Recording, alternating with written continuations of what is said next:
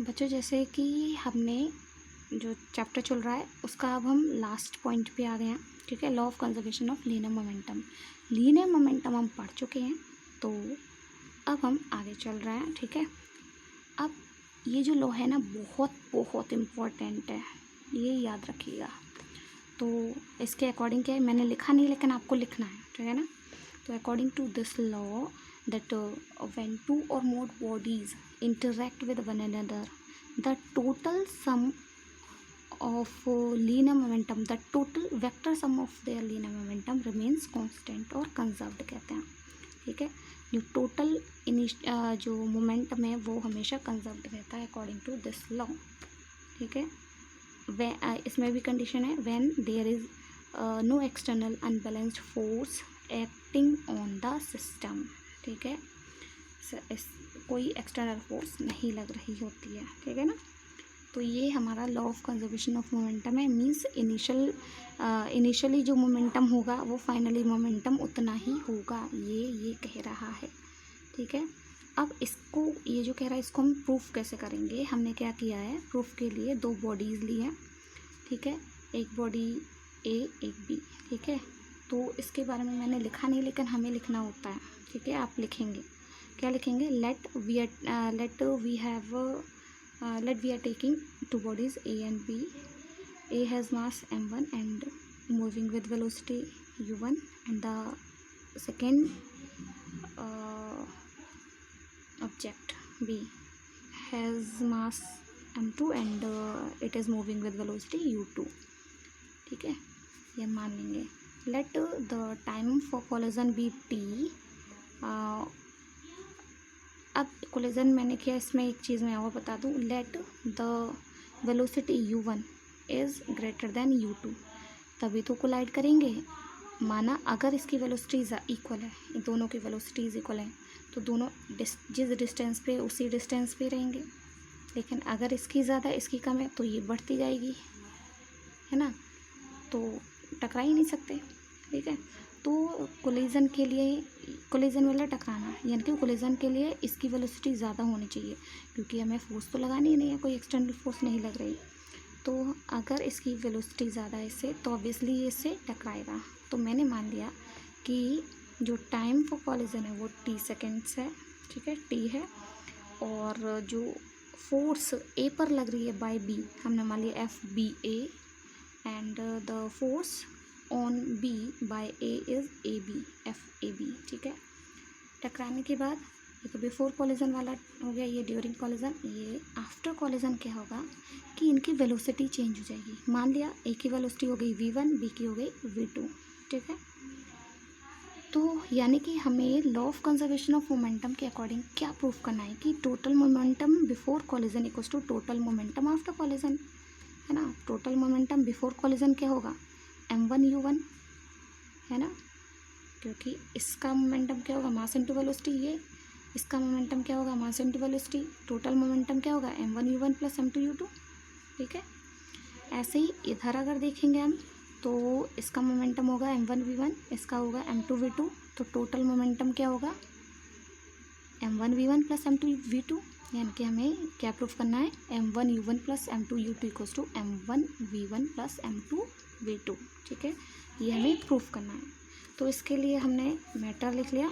अब हम आगे चलते हैं, और डायग्राम बनाना ही होता है, ठीक है ना। तो हमने क्या किया, सबसे पहले हमने क्या लिया है, change in momentum of A, ठीक है। Change in momentum of A अगर मैं निकालना चाहूँ तो चेंज कैसे निकालते हैं, फाइनल माइनस इनिशियल। तो मोमेंटम का चेंज, यानी कि change in momentum of A निकालना चाह रहे हैं, तो हम क्या करेंगे, momentum of A after collision minus momentum of A before collision. तो momentum of A after collision क्या है, ये है m1 u1 that m1 v1 after collision. जो इसका मोमेंटम है वो m1 v1 है, और इनिशियल क्या था, बिफोर कॉलिजन क्या था, m1 u1। तो क्या लिख सकते हैं, m1 v1 minus m1 u1, ठीक है। अब अगर मैं इसको rate of change of momentum of A निकालना चाहूँ तो रेट में टी का डिवाइड कर दूंगी। और आपको पता है Newton second law of motion के बारे में हमें पता ही है है ना, rate of change of momentum is directly proportional to F, तो मैं इसको एफ लिख सकती हूँ, ठीक है। तो एफ इक्वल्स टू दिस, ठीक है। अब एफ कौन सा, ए पर जो लग रहा है, ए पे कौन सा लग रहा है, एफ बी ए लग रहा है ना, force on A by B, ठीक है। तो यानी कि ये हो गया। अब इसी तरीके से हम अगर निकालना चाहें फोर्स ऑन बी बाय ए, तो क्या आएगी, m2v2 माइनस, मतलब change in momentum upon time, ठीक है।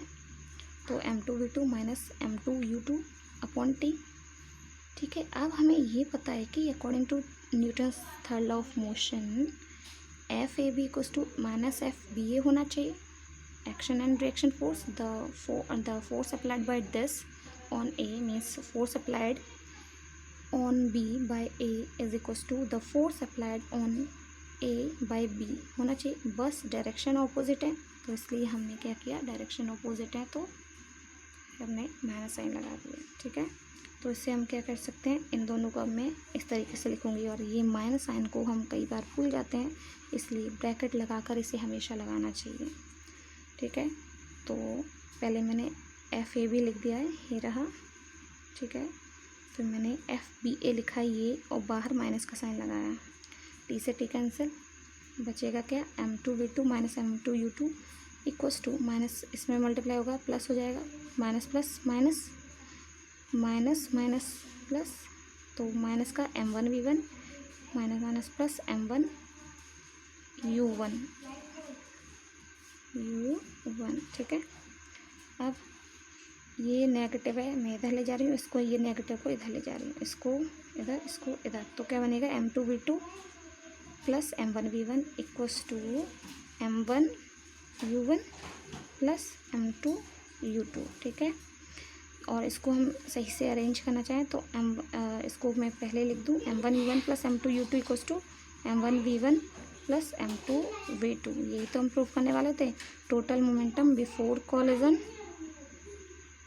और टोटल मोमेंटम आफ्टर कॉलिजन बराबर हो गया, यही हमें प्रूव करना था, ठीक है।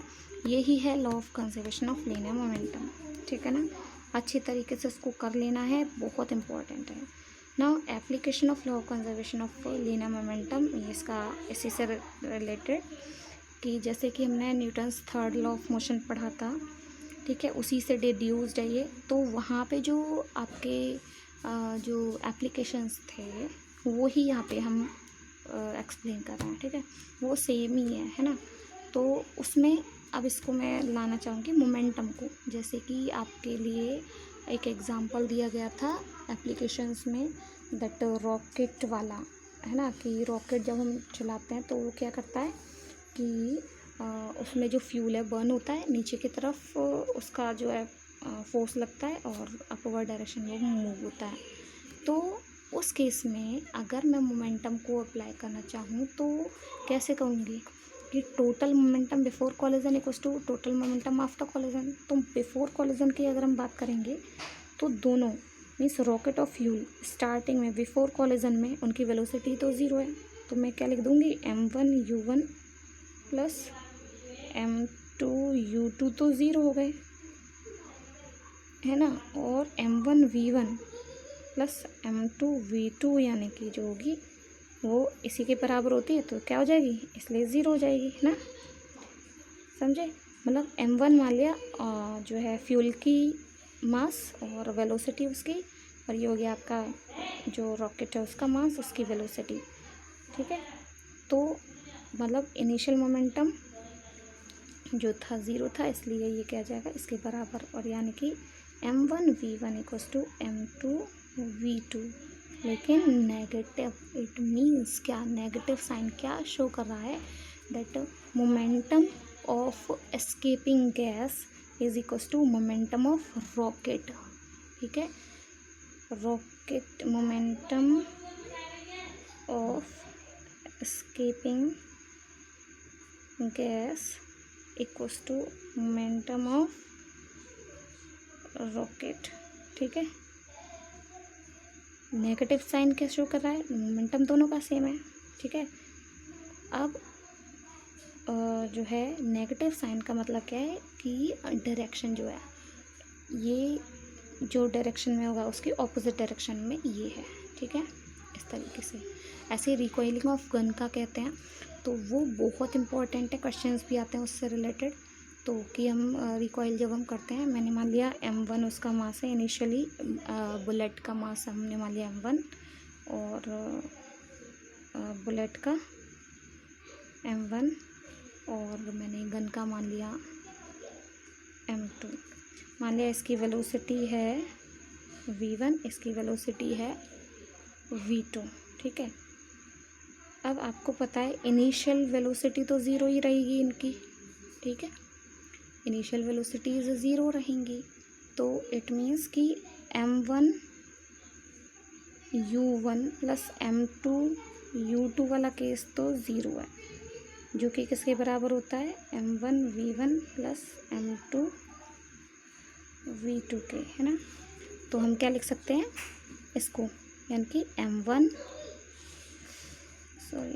v1 plus m2 v2 equals to zero, और इसे हम क्या कह सकते हैं m1 v1 equals to minus m2 v2, यानी कि momentum of bullet equals to momentum of gun, ठीक है, but in opposite direction. Means जब गन जब चलाएंगे हम, तो जो बुलेट मूव करेगी फॉरवर्ड डायरेक्शन में, यानी कि आगे की तरफ, ठीक है, तो जितना उसका मोमेंटम होगा उतना ही मोमेंटम पीछे की तरफ, यानी कि गन अप्लाई करेगा, और जो कि हमारे जैसे कंधे वगैरह पे होता है तो उस पर यानी कि पीछे की डायरेक्शन में वो लगेगा, ऑपोजिट डायरेक्शन में फोर्स अप्लाई होगी, यानी कि इसकी, ठीक है, यानी कि initial momentum equals to final momentum but in opposite direction.